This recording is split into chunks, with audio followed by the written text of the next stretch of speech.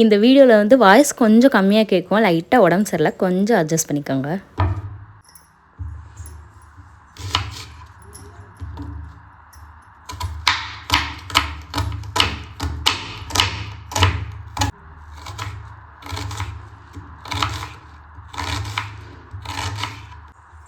இன்னைக்கு காலையிலே ரசம் வச்சுட்டேன். கூட காலிஃப்ளவர் கூட்டு வச்சுருந்தேன்னா நல்லா இருக்கும். பாப்பாவும் தம்பி காலையிலே காலி பண்ணிட்டாங்க. இப்போ மதியானம் ரசத்துக்கு தொட்டுக்கிற ஒன்றுமே இல்லை. கொஞ்சோண்டு காலிஃப்ளவர் இருக்குது, அது வந்து பாப்பாவும் தம்பியும் வந்து கேட்பாங்க, நல்லா இருக்குன்னு சொல்லி வேணும்னு சொல்லிட்டு தான் போயிருக்காங்க. இப்போ எனக்கும் மாமாக்கும் மட்டும் ஏதாவது வச்சாலும் வேஸ்ட்டாக போயிடும். அதனால் நைட் இட்லி தோசைக்கும் சேர்த்து ஏதாவது செய்யலான்னு பக்கோடாவை கிரேவி மாதிரி செய்வோம், பக்கோடா கிரேவி மாதிரி அப்படின்னு சொல்லி ஒரு பல்லாரி வெங்காயத்தை கட் பண்ணிட்டு இருக்கேன். 2 தக்காளி பழம் எடுத்து மிக்சியில் போட்டு நல்லா வலுவலுன்னு அரைச்சி எடுத்துக்குவோம்.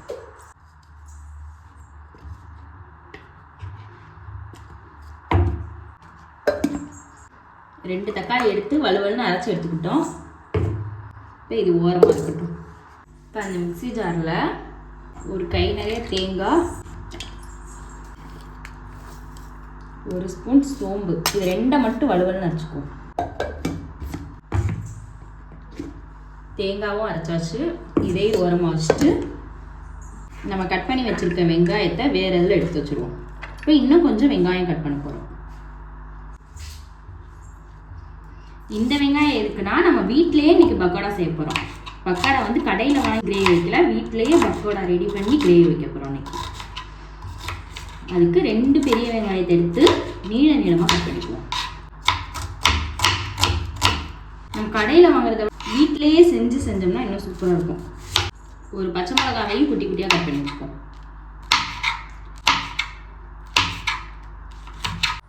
அடுப்பை பற்ற வச்சு ஒரு மண் சட்டி எடுத்து அடுப்பில் வச்சுக்குவோம். ஏன் மண் சட்டினா இன்னைக்கு வந்து நம்ம சிக்கன் கிரேவி எப்படி செய்வோமோ அந்த மாதிரி தான் செய்ய போகிறோம். சட்டி காயவும் அதில் கொஞ்சமாக எண்ணெய் சூடானதும் பிரிஞ்சி இலை, பட்டை, கிராம்பு, அன்னாச்சிப்பூ, நம்மக்கிட்ட இருக்கிற எல்லா ஸ்பைசஸையும் சேர்த்துக்குவோம். இது கூட கட் பண்ணி வச்சுருக்க வெங்காயம்,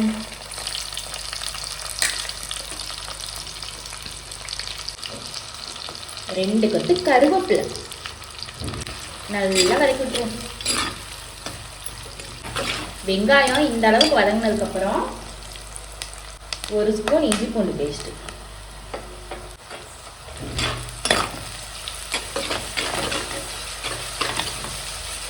இஞ்சி பூண்டு பேஸ்ட்டு நேற்று தான் அரைச்சேன். ஃப்ரெஷ்ஷாக அரைச்சதுனால அதோட வாசனையும் அவ்வளோ சூப்பராக இருக்குது. நல்லா பச்சை வாசனை போகிற அளவுக்கு வதக்கி விட்டுட்டு அரைச்சி வச்சுருக்க தக்காளியை ஊற்றிக்குவோம். இப்போ இது கூட அரைச்சி வச்சுருக்க தக்காளி, பெரிய தக்காளியாக 2 தக்காளி அரைச்சிட்டேன்.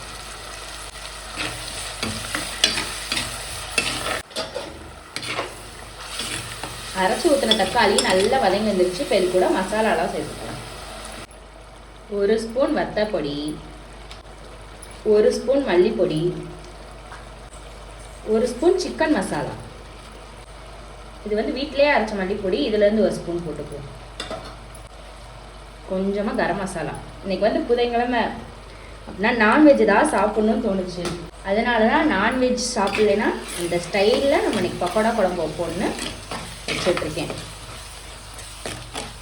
மசாலாவை போட்டு நல்லா ஒரு கிண்டி விட்டுட்டு இப்போ அரைச்சி வச்சுருக்க தேங்காய் சோம்பு பேஸ்ட்டு,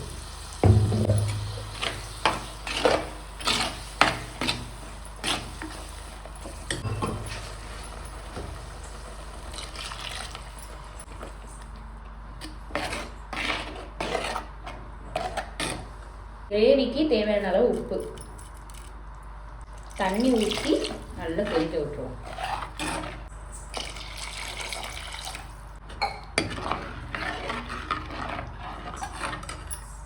பார்க்க தண்ணியாக இருந்தாலும் நம்ம பக்கோடாலாம் போடும்போது கிரேவி நல்லா திக்காயிரும்.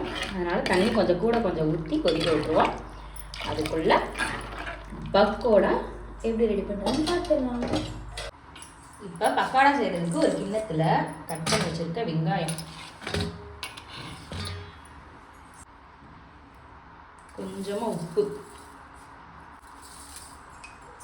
இது கையை வச்சு நல்லா பிசைஞ்சு விட்டுருவோம். இந்த மாதிரி பிசையும் போது வெங்காயம் வந்து நல்லா உதிரி உதிரியாக வந்துடும். அதான் பக்கோடா சூப்பராக இருக்கும். இது கூட 1 கப் கடலை மாவு, 1 ஸ்பூன் மட்டும் அரிசி மாவு, நம்ம கட் பண்ணி வச்சுருக்க பச்சை மிளகாய், உப்பு ஏற்கனவே சேர்த்துட்டோம், ஒரு பிஞ்ச் மஞ்சத்தூள், லைட்டாக வத்தப்பொடி, அவ்வளோதான்.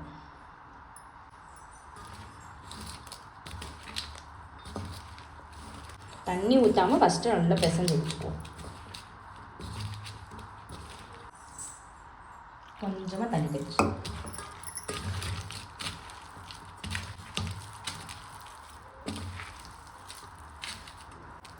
இது கூட கொஞ்சமாக சோம்பை இப்படி நல்லா கசக்கி போட்டுக்குவோம். கருவேப்பிலை இப்படி பிச்சு போட்டுக்குவோம்.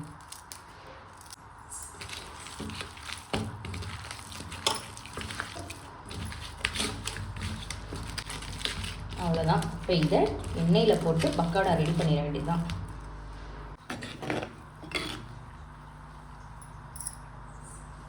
குழம்பு நல்லா கொதிக்க ஆரம்பிச்சிச்சு. இப்போ இதை இந்த பக்கம் மாற்றி வச்சுருவோம்.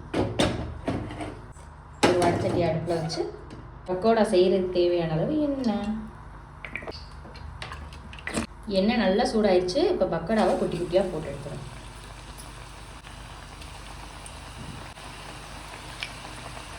எனக்கு வந்து வெங்காயம் நிறையா இருந்தால் சாப்பிட பிடிக்கும், அதனால தான் வெங்காயம் நிறையா போட்டிருக்கேன்.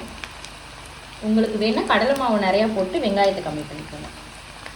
இது கூடவே கடலை பருப்பும் ஊற வச்சு சேர்க்கலாம்.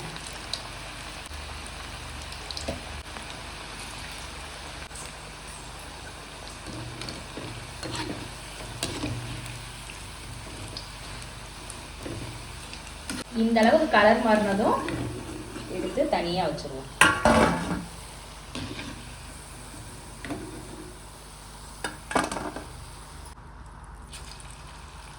மிச்சம் இருக்கிற எல்லா மாவையுமே இந்த மாதிரி போட்டு எடுத்துக்கோம். நல்ல வேளைக்கு வீட்டில் பாப்பா தம்பி மாமா யாரும் இல்லை, இருந்தால் இப்போயே எடுத்து காலி பண்ணிடுவாங்க பக்கோடாவை.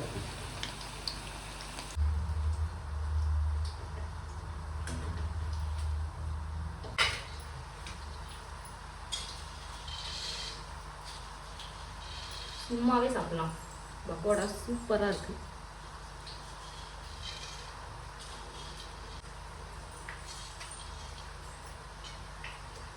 அது மொழுது.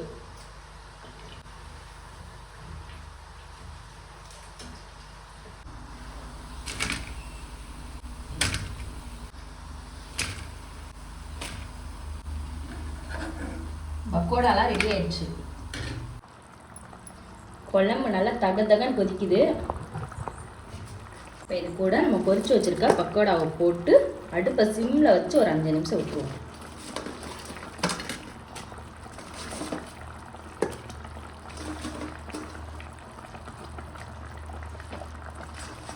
பக்கோடாவெல்லாம் போட்டு அடுப்பை சிம்மில் வச்சுட்டு 5 நிமிஷம் விட்டால் போதும்.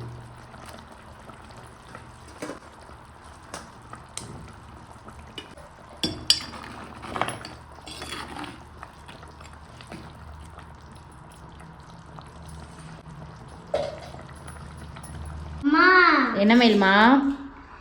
சிக்கன் குழம்பு. இது சாப்பிட்டு பாரு. உங்களுக்கு பார்க்க எப்படி இருக்கு? சிக்கன் குழம்பு மாதிரியே இருக்கா? சாப்பிட்டா தெரியுதா என்ன குழம்புன்னு? இல்ல, கண்டுபிடிங்க, நீங்களா கண்டுபிடிங்க, நான் சொல்ல மாட்டேன்.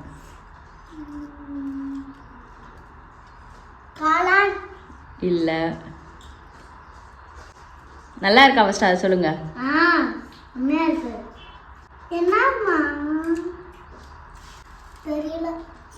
பக்கோடா குழம்பு மயிலு.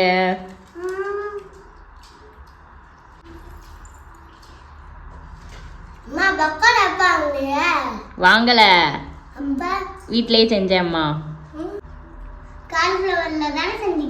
இல்ல, வெறும் வெங்காயம் மட்டும்தான். உங்களுக்கு வெங்காய வடை போட்டு கொடுப்பேன்ல, அந்த மாதிரியே உதிரி உதிரியா பக்கோடா மாதிரி போட்டு குழம்பு வச்சேன். எக்ஸாம் எப்படி எழுதுனீங்க 2 பேரும்? ரோஹித், லோஹித் எப்படி எழுதுன எக்ஸாமு? என்னடா அப்படி சொல்ற? ஈஸியாக இருந்துச்சா கஷ்டமாக இருந்துச்சா? கஷ்டமாக இருந்துச்சா? அம்மா ம் இது மேடம் எல்லாரும் இது இங்கிலீஷ் டிக் பண்ணும்போது எல்லாரும் கூட்டு உட்கார வச்சாங்களா? ம் அப்ப நடுவில் என் பேப்பர் வந்துச்சு. ம் அதுல 98 இங்கிலீஷ்ல. எப்படி சொல்கிற? அதுக்குள்ளே மார்க் இது பண்ணிட்டாங்களா? இங்கிலீஷ் இன்னைக்கு மட்டும் டிக் பண்ணாங்க. 98 மார்க்கா? ம் நிஜமாவா? ஆ. சரி பார்ப்போம். பிடிச்சிருந்தா லைக் பண்ணுங்க, ஷேர் பண்ணுங்க, கமெண்ட் பண்ணுங்க.